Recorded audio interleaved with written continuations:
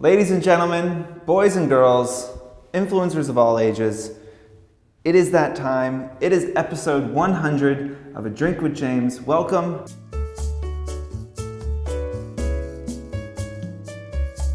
I am your host and king, James Nord.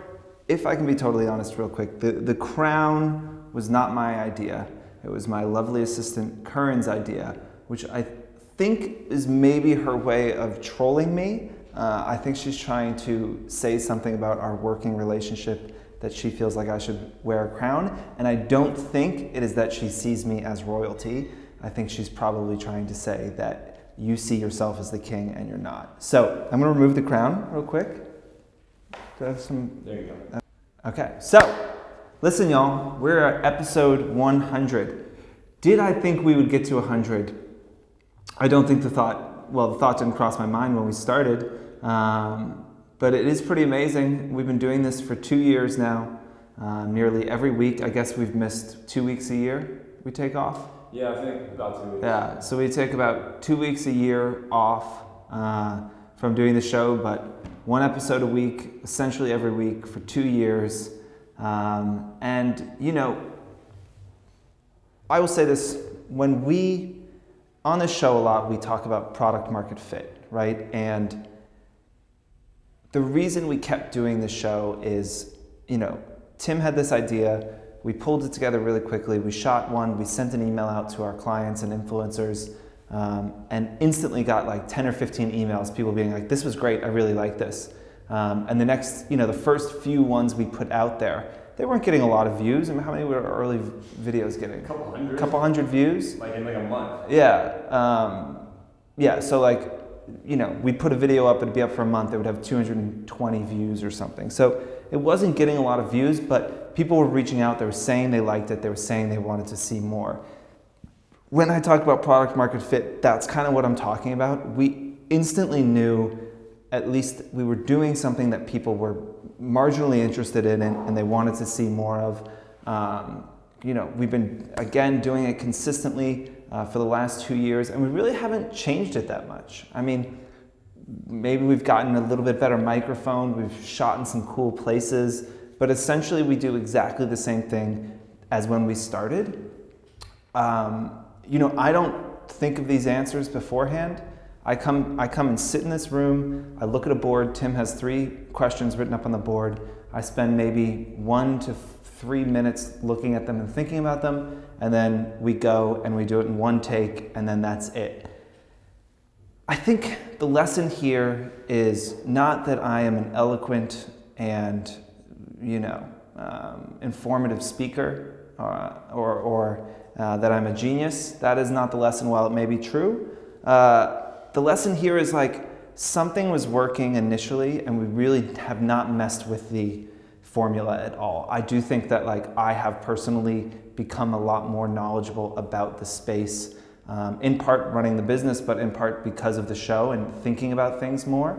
So I think that certainly has changed, but we haven't tried to script it. We haven't tried to, you know, change the format that much. Like, you find something that works and then you keep doing it over and over and over and over, and you get better at it and you get better at it, but you don't have to change it that much. That has been a big takeaway for me. I would have thought if we were at episode 100, it would be a vastly different set. It would be much more involved, but I think it is the kind of low production, easy, like non-scripted, I don't think about this stuff beforehand, I'm just shooting off the cuff, being real with you. I think it is that thing that worked. And so I think for your own feeds, you need to think about, you know, what are the things that are working and how can you certainly elevate those things and make them better and get better yourself without removing everything that makes you interesting. I think a lot of influencers start to get successful, they start to do brand deals, they start to get money, and they talk about totally different brands than they used to. They live a totally different life, and they lose a connection with their audience because they lose, honestly, a connection with reality. And when you lose that connection with reality, it's not a lot of fun to follow your life. You know, if I'm thinking about it in any way, if this show has worked, why it has, and lessons that I can impart, another is like going deep on a subject rather than wide. We could have covered a lot of different things. You know, we really almost exclusively talk about Instagram here and working on Instagram and working with brands. You know, there are a lot of different topics that we could cover in the show, but I think we have really tried to just focus in on one thing and go really, really hard on it and like get as in depth as possible. And in my own, you know, in building my knowledge and you know, well, I guess what little knowledge I have also really tried to focus.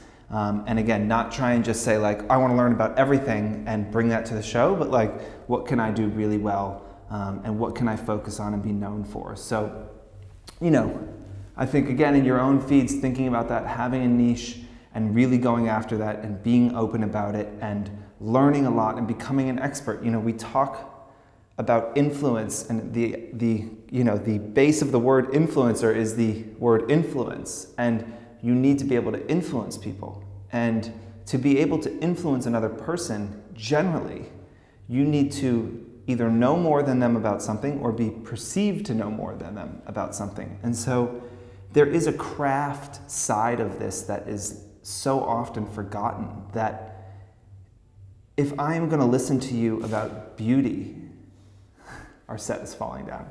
If I'm going to listen to you about beauty, then you better be like, you better have something to teach me about beauty. If I am following you because you're a style influencer, then you better be, you better have great style, and you better be, you know, pushing that style forward kind of all the time. And so, you know, a lot of influencers, if you go to conferences and stuff, they talk about this being a job. This is a full-time job. It's so busy. I'm a full-time job. I'm a model. I'm a photographer. I'm a stylist. I'm a publicist. I'm a marketing person. I'm a CEO.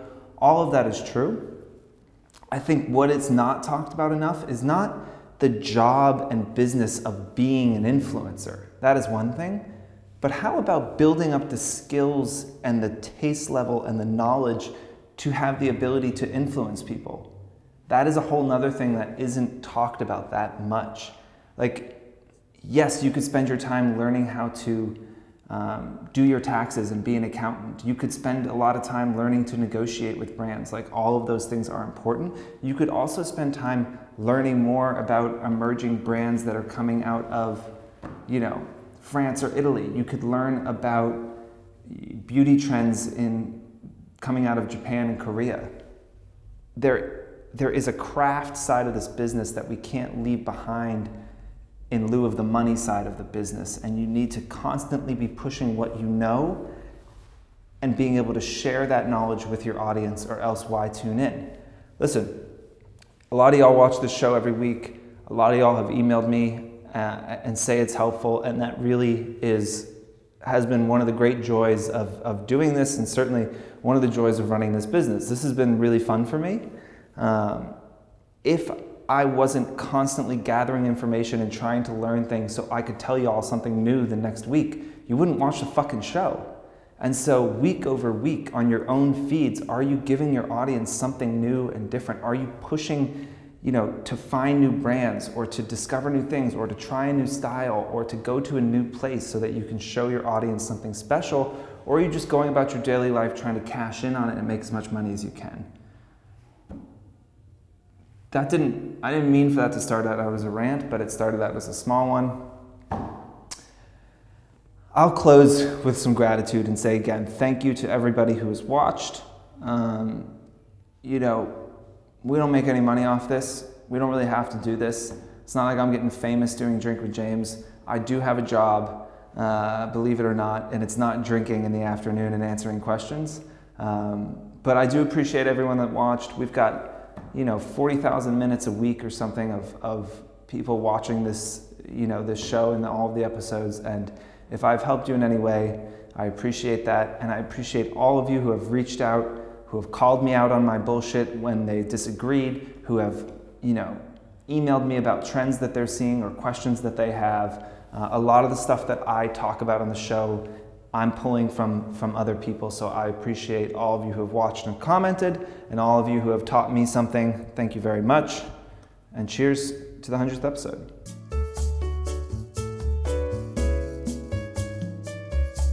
advice. What advice do you have for a young entrepreneur? That question comes from my mother. Hello, Mom. She just texted me this morning. She hit 1,000 followers. So I hit number 100 on Drink with James. At Sharon Nord just hit 1,000 followers. So cheers to you. Cheers to me. I'll take a drink. What advice do I have for young entrepreneurs? In a lot of ways, for a young entrepreneur, and this could be someone starting a business, or you have your Instagram account, you're going to turn your blog into a business. Like the kind of rules are the same. I think my big lesson over the last 5.5, almost 6 years now of running this business, and something I think I didn't really anticipate, was how difficult it is. We sit in this beautiful office in Soho right now. I've got over 20 people working for us. We're working with hundreds of brands. It's super busy, it's fun, people know about us, we get to do cool shit, we get to travel, we get to do all of this stuff. But we spent 3 years teetering on the edge of collapse. We spent 18 months of the business with a bank account under $10,000. I probably 10 times had to transfer money from my savings or checking account into the business's account to be able to cover an employee's paycheck. And then when another check from a brand would come in, I would pay myself back. That happened for, years. And even today, with the business doing well and it being pretty stable and growing, and having,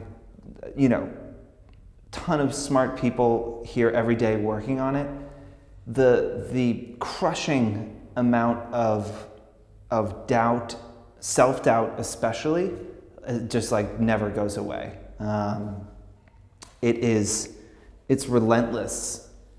It's relentless, not in a way of like, oh my gosh, I'm so busy. It's relentless in that like you can just like never stop thinking about it. And if something goes wrong in your normal job, maybe you get chastised. Let's say the business doesn't do well. Okay, maybe you end up losing your job, but then you just go get another job. If this doesn't go well, I have investors whose money they've given me. I have, over 20 people who depend on paychecks to be able to pay their rent and, put food on the table for themselves and their families. And there's also you just care so much that for me, the thought of this not working out makes me physically sick. And I wasn't totally prepared to care like that much about something. I've always been a pretty confident kid, and I could just be like, oh, it'll work out, fuck it, like who cares, let's just do this, let's just do that.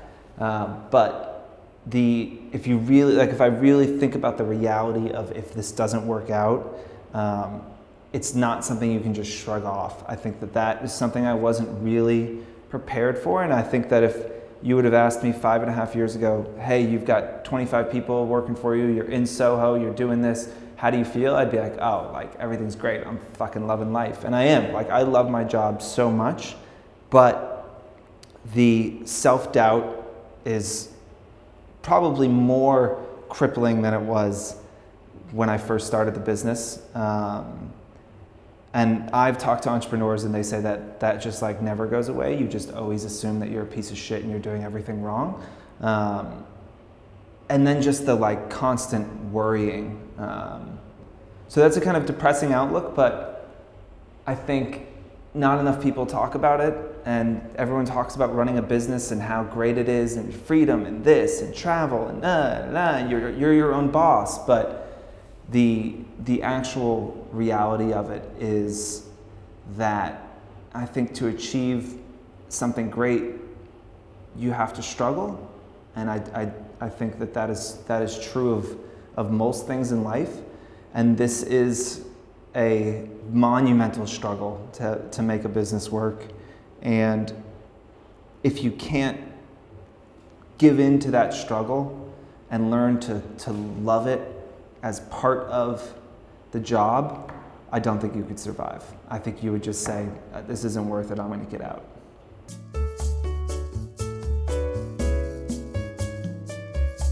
Question number 2, is a blog really necessary? I don't read blogs when I shop. Why not just vlog it, go straight to shop from Instagram? Look, this is a question that has come up a few times. Is a blog necessary? I do not think in any way that a blog is necessary. I think in large part blogs are an anachronism. I think that they will go away in the next 5 years. I just don't think that web-based browsing is going to be a thing that we're doing much of in a few years. So I don't really think that having a blog today is necessary. I know when our clients are looking to do sponsored posts and work with influencers, they almost never ask for blog posts anymore. Now, I do also think that there is value in having a blog. I think that there's value in owning a space that is yours, that a platform can't change the rules on. They can't rip the carpet out from under you. They can't, not serve your content to people because they want to run advertising against it. It is a space that you own completely and that you can do whatever you want with. And building an audience that types in your URL every day and goes to it is super valuable. And if Instagram collapses, as Tumblr did, and MySpace did, and LiveJournal did, and as Instagram one day will, when that happens, if you have a big blog following, you are going to be in a better position. But blogs aren't completely safe. People always talk about building your own space, owning the platform, but the internet is a platform on which blogs are built. And again, I don't really believe in the URL-driven internet as a thing of the future. So I think it's you're subject to changes in people's behavior like you are anywhere. I will say that if you are someone who only has an Instagram account and that is all you have, I think you are doing yourself a massive, massive, massive disservice. Putting everything into that basket is foolish at best and just idiotic, more likely. The platform will change, interest will fade on it, it will become more crowded, it will get harder to be effective there. If Instagram or YouTube or whatever the platform is your only platform, you need to very, very quickly try and build a following somewhere else, because you cannot just have a revenue stream coming in from one source. It would be like Fohr just having one single client and being like, well, they're a great client, they're huge, so we are going to just roll with that. I heard from someone the other day that ran a business, and she said that she wouldn't let any one client be more than 30% of their revenue, because it would put the business in a difficult position. It would also give that client too much power over them. So maybe think about that.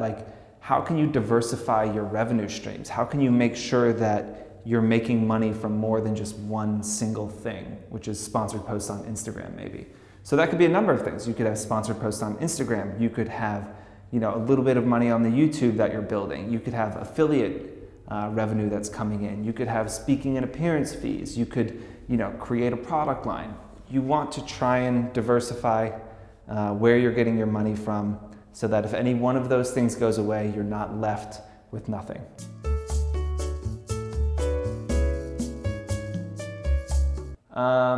Question number 3. What advice do you have for those who feel they need to quit their jobs to blog? If you think you need to quit your job to blog full-time, the advice that I would give you is that you need to gain some perspective on the world. Can you get to a point in your career where you are so busy and you're making so much money on being an influencer and being a blogger that you quit your job 100%? Should that be a goal of yours? Potentially, yeah. If this is something you want to do, that should definitely be a goal. Is quitting your job going to make you successful enough where you don't need to have a job, I seriously doubt it. I think once you feel like you're so busy that you can't possibly, that you're turning down, so you're so busy that you're turning down deals because they're conflicting with work constantly. I worked as a photographer for years. You know, I was never killing it. I probably made, 40, 50 grand a year on photography. I also had a full-time job. You just make it work. I never got busy enough as a photographer to say that, like, I'm just gonna do this. I'm gonna quit my full-time job and just be a photographer. Could I have made more money if I quit my job? Yeah, I could have made marginally more money, but I wasn't in demand enough to where the job was no longer possible to have and I had to make a decision. I think that for most influencers, you want to get to that point where you are actively turning down deals consistently turning down deals, not like once or twice, but you're consistently having to turn things down because you can't do them with your job. And I'm not saying you're turning down press trips. Unpaid press trips are not a reason to quit your job. They're not a reason to start an Instagram. You want to have to be turning down paid gigs consistently. Look, I know it is frustrating to build a following. I know it's frustrating to try and make more money and try and make this a career.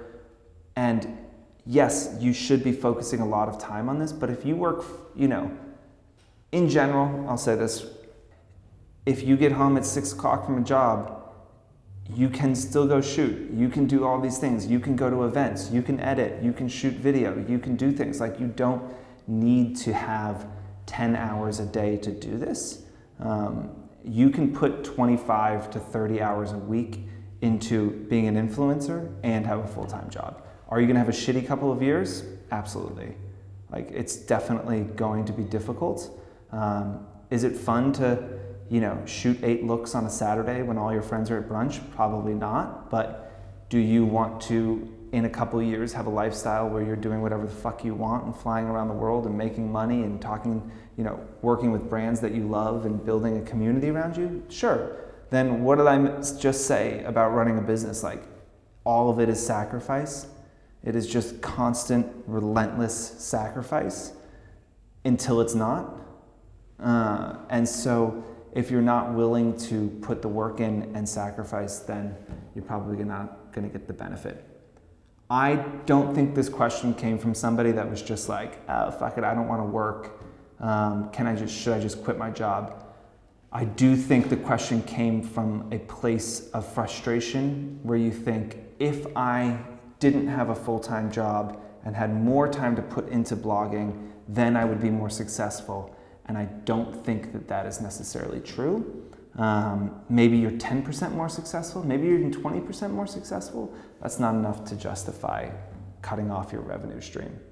So be patient, be patient, keep hustling, keep working at it. It'll make it all the sweeter when you finally do quit your job. You'll be leaving from a position of power and saying, I am leaving this career because this other career is taking off so much more, and I would be foolish to not pursue this opportunity that is, incredibly exciting and potentially incredibly lucrative. Less advantageous to say, I'm quitting my job to be able to work a little bit harder to hopefully be able to gain more of a following, to then hopefully be able to turn that into a business that will hopefully be very lucrative and very fulfilling for me. So that's my advice. Take it or leave it. But you can do a lot with a side hustle. More than you think if you just put your mind to it. So that's it. That's episode 100. Thank you for watching. We have to return this jacket. We bought it, but we're returning it. It's not mine. So I'm going to just hold my arms like this and say goodbye, thank you, and cheers.